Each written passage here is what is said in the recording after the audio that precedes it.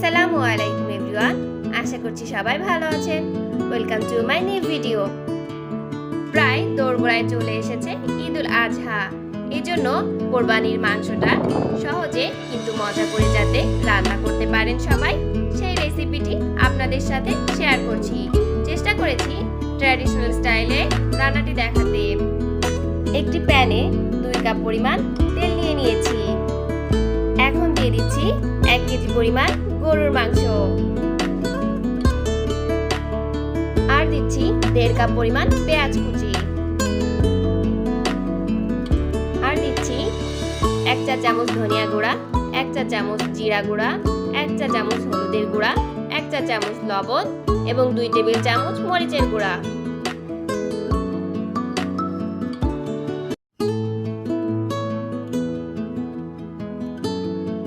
এখন দিচ্ছি 3 টুকরা দারুচিনি, 5টি এলাচ, 5টি লবঙ্গ,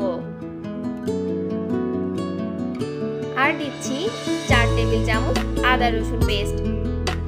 ভিডিওটি যদি ভালো লেগে থাকে তাহলে আমার চ্যানেলটিকে সাবস্ক্রাইব করতে ভুলবেন না।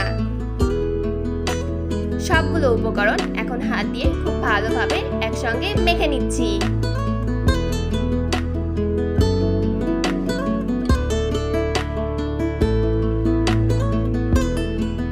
ভালোভাবে সমস্ত উপকরণগুলো মেখে নেওয়া হয়ে গিয়েছে।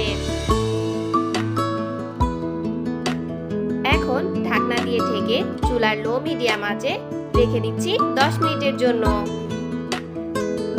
10 মিনিট পর ঢাকনাটি তুলে 1 মিনিট নেড়েচেড়ে কষিয়ে নিচ্ছি।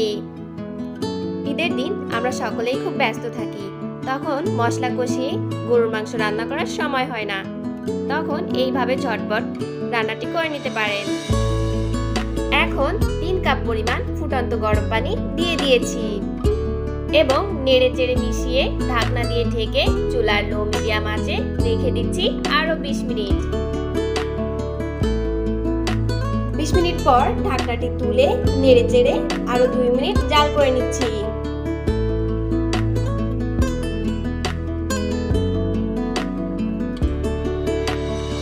এ পর্যায়ে চুলার জালটি অফ করে উপর থেকে গরম মশলা গুঁড়া ছড়িয়ে ঢাকনা দিয়ে ঢেকে রাখছি 2 মিনিট। মশলা কষানোর ঝামেলা ছাড়া খুব সহজেই তৈরি মজার গরুর মাংস।